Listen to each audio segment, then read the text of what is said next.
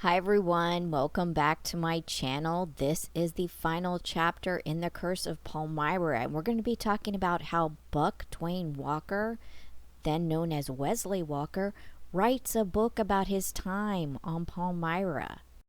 And in doing so, even though I think he lies like a rug in this book, he makes many admissions. I just want to add that this video contains my opinion. Opinions are not facts, and the viewers are smart enough to know that, and to know that they can do their own research to best form their own opinions. I also want to add for the record that while Stephanie Stearns was also found guilty of stealing the Sea Wind and the contents of the Sea Wind, that she was found by a jury to be not guilty for the killing of Eleanor Muff Graham. And while I respect a jury's opinion and its verdict because it looked the defendant in the eye, she took the stand, and they heard all the evidence that was put before it in the murder trial, and they found that the state didn't prove its case. I respect that. However, I don't have to like it. I don't have to agree with it. So let's get back to our story. It's May 27, 2007, and Buck Dwayne Walker has been in prison for the murder of Eleanor Muff Graham, and Stephanie is out living her best life. So it's been 3 decades since the fateful occurrence on Palmyra, and Buck decides to go public with what he says is the real story behind the disappearance of the Grahams on Palmyra. And he says the couple died because of a love triangle gone horribly wrong. So he self-publishes a book from prison, 895 pages. And the writer here says, it reads like what might have happened if Ken Kesey met Cool Hand Luke.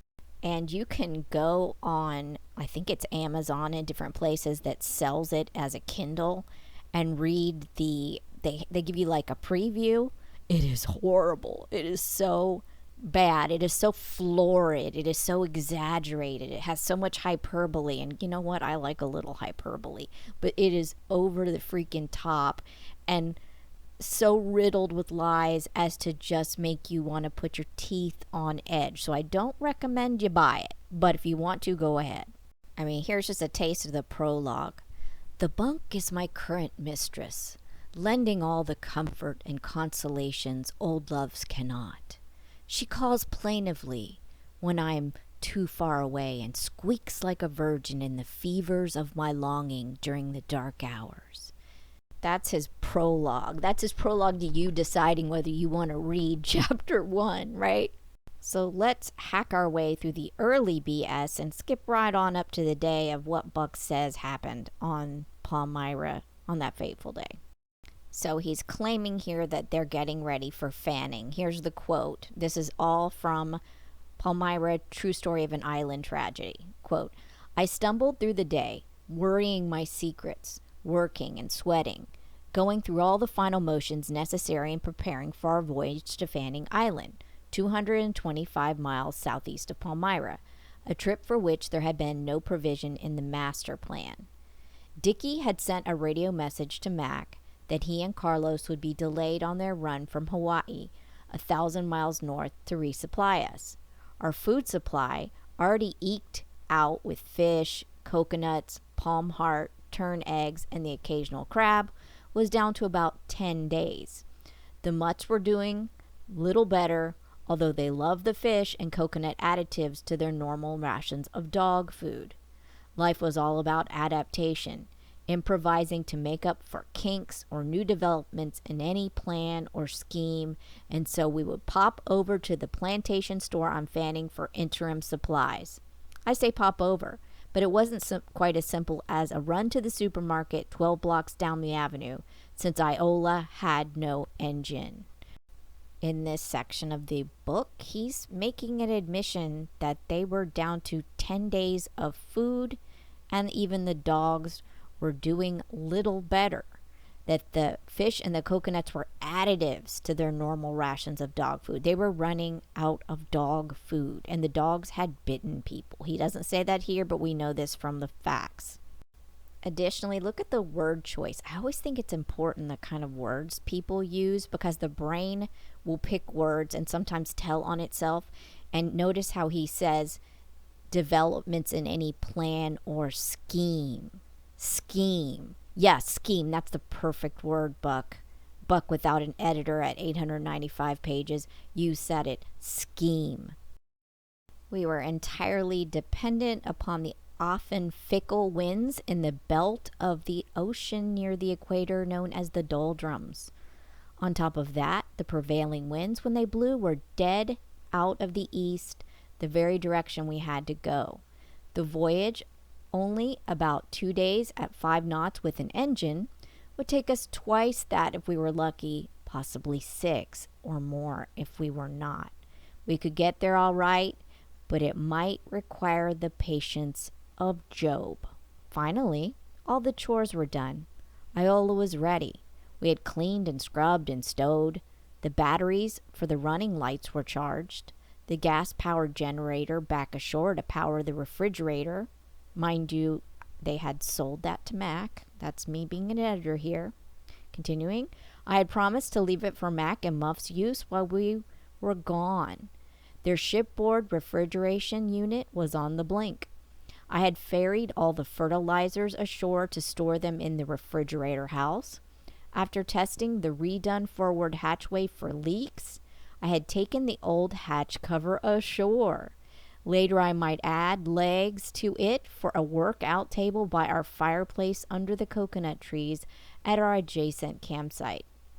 We wouldn't be needing it on the voyage because I'd permanently sealed the forward hatchway by gluing and nailing a piece of plywood over it and adding several layers of fiberglass, cloth, resin, and paint. No more pesky leaks there. So let's look at what he's admitting here. He's admitting that fanning voyage is going to be really, really tricky. And even if they're lucky, it would take 6 days. And it would require the patience of Job. He talks about how they're getting everything done and that the Iola was ready. I got to love some of the language you used here. Dead. Dead. He uses dead out of the east. You see that when he talks about the prevailing winds? When they blew, they were dead out of the east. They were dead. Ugh, gosh. His mind just telling on himself. In accordance with the evidence of the Iola's hatch being found on the shore, he then adds this story about, wanting to make a table out of it. And that he had permanently fixed that problem by some kind of a gluing job and some kind of a fiberglass work. If you want to believe that, go ahead. And he's also telling the reader that the Iola was leaking like a sieve. He also explains the scene here. He says the path led along the end of an old World War II runway built by U.S. Army engineers when Palmyra had been a military outpost in the war with Japan, just along the edge of a small bay arcing into the shoreline of the lagoon. It curved around to the west past a corrugated metal equipment shed containing a road grader, a 10-wheel army truck, an old corroded and useless sea rescue launch, and a huge defunct stationary diesel engine, one of several that had once supplied power to the island. Through it, at the other end, was the Graham campsite, and to the left, in a break in the reef, sat moored their sleek and beautiful old character ketch Seawind. On past the ratty old house next door that had probably served as quarters for the commanding officer, where I had scavenged a couple of small tables and a still functional swivel chair to furnish my tent. The large, half-destroyed warehouse lay just ahead, and off to the right, the enlisted men's barracks where I had scavenged my single bed, head and footboard, springs, mattress, and all for a cozy shore berth in my Pasha's pavilion of a tent. Basically what he's doing here is he's talking about the different areas that this event is going to occur, just to give you an idea of how close the things were, and that there were some buildings on the atoll, and this is where he's going to say stuff went down. And he is going to claim he had an affair with Muff, of all people. In my opinion, the person she was most scared of on that atoll, that she shook and was terrified of, to witnesses. And he says here, quote, "It had begun on one of those perfectly lovely days that paradise was capable of producing, when I stumbled upon her sunbathing in the nude. She had been stretched out on her back alone on the tiny crescent of white sand, her feet toward the wavelets from the calm sea inside the fringing reefs. Palmyra was full of surprises." And Buck goes on to claim, you know what, it's insult to injury, honestly. He killed Eleanor Muff Graham. A jury said so. And here he is going at her again by lying in a book. According to him, she died at Mac's hands, not his hands, and that Mac came upon them having sex on the floor of the old equipment shed. If you can believe that. If you can believe this married, gorgeous woman was having a randy affair on an atoll with this dude that she's terrified of. Buck continues, "It was Mac, and in the heartbeat of shock, his rageful face moved closer. I was suddenly staring up into the business end of his .357 Magnum pistol and twisted violently aside, toppling Muff as the deafening explosion blasted away the hedonism of the day." Not only is this a complete lie, it's not even a very good one. And he sees this as hedonism, blasting away his hedonism. That's not how you're going to think if this really happened the way you say, even if, like, the situation was completely different. No way. And brave dude that Buck is, he says he ran away and he crept back later to find Mac burning Muff's body. Okay, so now he's admitting that the burning happened. He's admitting a gunshot happened to Muck's head that killed her, and he's admitting the burning happened. Isn't that convenient? Then now the evidence that's come forth, now he can tailor his stories to a... He's clearly, fantastically, and desperately trying to tailor a story that fits the evidence, and then in a way dismissing all the evidence that the defense tried to put forth about, maybe it wasn't a gunshot wound, maybe it wasn't really burning, maybe it was just the sea. Nope, he just blew that out of the water, no pun intended. He claimed that Mac Graham was using the gasoline from an old abandoned stockpile as an accelerant to burn his wife's body in the container. So there's an admission there that she was burned in a container. And Walker says that Mac Graham was killed as the two struggled over his gun. And at that point, Walker says in his book, he shoved Mac's body into the second metal locker that Mac had also dragged from the boat, and he set it afire. So Mac also ended up in a locker. So Walker says in his book he shoved Graham's body into a second metal locker that Graham had also dragged from the boat, and he set it afire. Thanks, you just also admitted to burning the body. When Buck's own court-appointed attorney Earl Partington heard of Buck, his former client's new version of events in this book, he said, quote, "It's inconceivable. We talked with a lot of people, and the Grahams were the model married couple. Nobody would have bought that, meaning that affair. That defense would not have flown." Yeah, you think? And also you can read between the lines here that then Earl Partington didn't hear this story. This was a new story to him. So that implies to me that Buck never told his own attorney this fabulous tale. So now we've seen what admissions Buck has made, even in his lies, and this is what I want to put forth to you. Buck maintained in his novel that Stephanie was unaware of the truth of that day. He maintained that he did it all by himself. However, are we to believe Buck managed the following acts without Stephanie being aware? And let me list these out. These are not all the acts. These are just the top acts. Okay, so 1, under the guise of getting ready for fanning, Buck has sexual relations with Muff, unbeknownst to Stephanie. Like, she has no idea he's having an affair. He manages to do this on their last day getting ready to go to fanning. We're to believe this. 2, that Mac finds them in flagrante delicto, pulls out a gun, like he just goes around with a gun on his hip all the time, right, in the beating sun, and shoots at Buck, but hits his beloved wife instead. And we're supposed to believe that Stephanie does not hear a gunshot or any kind of yelling, because Mac's not just gonna be like out in the wild west pulling a gun and just shooting and not yelling and screaming, right? Okay, so we have to believe that Stephanie didn't hear this. We're also supposed to believe that Buck runs and hides enough for Mac to put his wife in a box and put gasoline in there and start burning her. That Buck doesn't go back to Stephanie. He just goes and runs and hides for 15 to 20 minutes. That's what we're supposed to believe. Okay.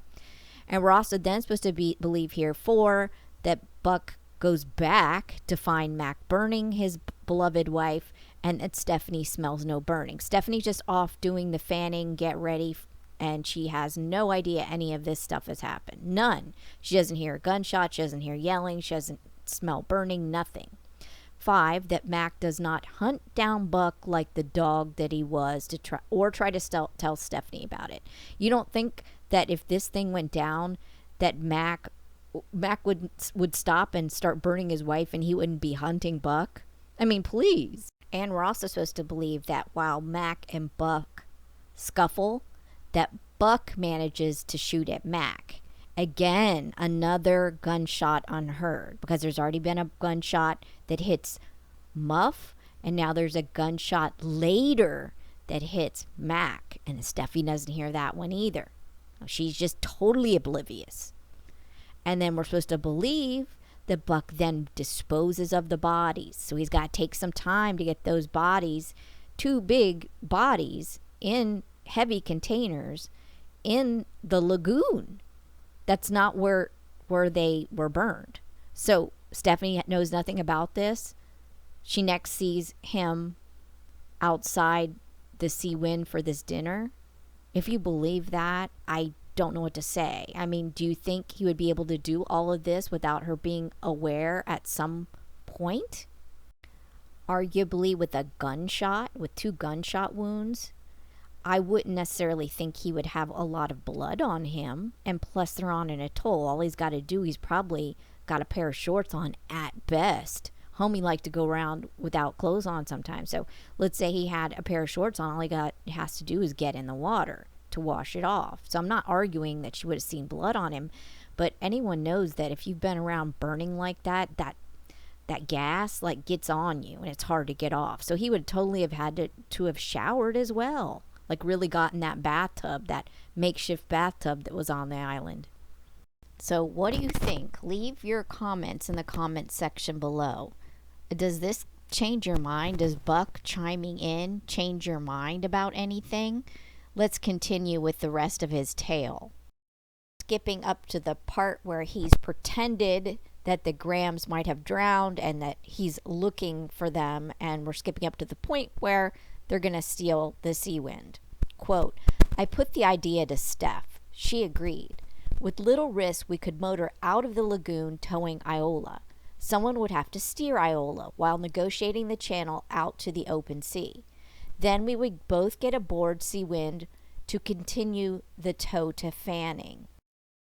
And to stop here, on a side note, remember how there was discussion about how they looked for the Grahams for 3 days and all this stuff, and there was testimony that they didn't actually leave the atoll right away, where one would think that they would have hot-footed right after the disappearance / murders of the Grahams, right off with the Sea Wind off into the distance. Well, I think those 3 days, it's always mentioned, I think that's what they took to dispose of the bodies. That's in my opinion. And also here, you'll learn that he didn't really know how to operate the Sea Wind, which doesn't surprise me at all. It truly doesn't. He writes, I began to familiarize myself with the procedures for starting and operating Seawind's diesel engine. I read a manufacturer's pamphlet, tried to remember all that Mac had taught me, blah, blah, blah, blah, blah, for the rest of that paragraph, okay? After fiddling around for an hour or so, I finally got it started. Okay, we're in business. I mean, he just goes on and on and on. He just basically tries to make it sound like they truly tried to get the Iola out into Fanning, and that's just baloney. I love this part of the book where in chapter 6 he tries to get all smart. In proving theft, the prosecution's theory of the case rested on several points. One, the speculation that we had either purposely sunk Iola or abandoned her to an accident on the reef. The first assumption being buttressed by search parties having found the Iola's hatch covering lying ashore, it having been purposefully removed to facilitate sinking her. And also all the fittings were opened. That was actual testimony. And then the pictures of the Iola sinking and Stephanie's own testimony. Remember that, Buck? Oh, maybe not. Maybe not. 2, the Graham's disappearance had not been timely reported to authorities. Well, it wasn't ever reported to authorities by you guys, was it, really? Not until you were actually captured, one of the other of you, right? When Stephanie was asked, where are the Grahams? And then, she admits to different things, and then it's eventually like, well, we think that they might have drowned. I mean, that's not reporting them to authorities being missing, right? 3, the conflicting stories witnesses would report we had told regarding our acquisition of the Seawind. Yeah, that's like consciousness of guilt regarding the theft of the Seawind at the very least. Telling one story how you're playing chess with a millionaire and he bets his own dang boat and you win it. And then another story, oh, well, it just was too much upkeep. And another story, oh, well, we're on Palmyra with somebody and, their dinghy flipped over and they must have drowned. I mean, come on. Of course. 4, the haul out and repainting of Seawind was an attempt to disguise her. Well, haul out. Homie, Stephanie gave testimony that you had already changed the names while it was still on Palmyra before you even left. Before you even got in the water. That's what her testimony was. Did you not read her testimony? Come on. Of course it was an attempt to disguise the Seawind. That's why you tried to re-register, dummy. 5, the Zodiac could not have been capsized in an accident as implied by having been found in an overturned condition. Well, I don't know. I mean, I think that Zodiac, we used to have one, by the way. We actually used one all the time when I was in my teens, and never flipped over. But, I mean, could they capsize? I guess it's possible. But I don't think that that's a huge part of this. Number 5 is just another piece of circumstantial evidence that added to the guilt, the seeming guilt of the defendant.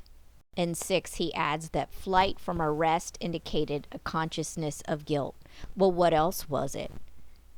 You fled. You fled from all your arrests, and it because you did not want to get caught. And you didn't want to get caught because what you did was wrong. You knew it was wrong. That's why you ran. You were already running, so you could argue, well, I was only running from this first thing. I wasn't running from killing Mac and Muff. I mean, oh, my Lord, have mercy. So he tries to be all like Mr. Attorney with his counter arguments, and they're just hilarious. In this section, he talks about how Stephanie found the last will and testament of Mac Graham, and by the way, that was before he was married to Muff. And then he's just such a jerk. He adds, like, I didn't bother to read through the dry legalese of it, but Stephanie insisted I read the related statement. And that was the statement that talked about, whoever was named in the will could take the Seawind around the world for 2 years, as long as it was delivered back and essentially given back to the estate. So they're finding this will with this fill in the blank name. And he says, why don't we just put our names there? Steph suggested. You gonna forge Mac's signature too? She frowned. Well, at least we know what he wanted. And don't forget, both Buck and Stephanie both put in salvage claims for the stolen Seawind. Salvage claims which were completely denied. And then finally, Buck talks about Reed registering the sea wind as Roy Allen. He talks about it being an impulse of the moment, how he went to the Department of Transportation Harbors Division and he filled out the form to re-register the Sea Wind as a home-built vessel. And he renamed her Lokahi, which meant unity or agreement. But it also implied its older meaning, two souls with one mind. And he talks about the renaming being a romantic notion, to give Mac his due, that they were in accord with his love of the seagoing life. But truly, I think it was something more sinister, don't you? And then he claims that when he told Stephanie, she blew her cork and told him he had no right. And this might be one of the only true things that she probably told him. It was dumb to do that. I'd also like to mention that I don't know how Buck Dwayne Walker, aka Wesley Walker, was able to publish a book essentially about the crimes that he was convicted of committing, the boat theft and the murder, put his own spin on it, and make money. Like, I don't know how that happened. I don't know if the money from that book was set to go to somebody else or what, but I think there's something called like a Son of Sam law, and I know it's not necessarily in every jurisdiction, but it makes it so that the criminal cannot benefit from their own crimes in this manner. So I'd be interested in that. So let's skip up to 2007. Dwayne Buck Walker, who had been convicted in 1985 for the grisly murder of Muff, was trying for parole. His former defense attorney, Earl Partington, was asked for a quote, and he said, "I don't think he's likely to be paroled." But according to the Bureau of Prisons website, he had a projected release date for August 28th, and that was his parole consideration date. And he was granted parole due to his declining health. And mind you, he'd served 22 years in federal prison. So he'd had a stroke, and he had to go into a nursing home, and sometimes if your parole is coming up and you're sickly, it's just cheaper for the government to let you out if they don't think you're going to offend. So he started shopping around to try to see where he could live. So he sent out a Craigslist ad trying to find some place to rent, and he writes in an email to the owner, "I wonder if you would consider renting to an old man who's been wrongly convicted of murder. Always the martyr, this guy." Walker lived off his Social Security check, and he paid $400 in rent, and his landlord, a P. Parker, said he largely kept to himself and enjoyed reading, listening to audiobooks, and scouring the internet for research. Quote, "He took a short walk every day. He was happy sitting there listening to books on tape." And he died in April of 2018. And Buck died never having admitted to committing the murders. So how does the story end?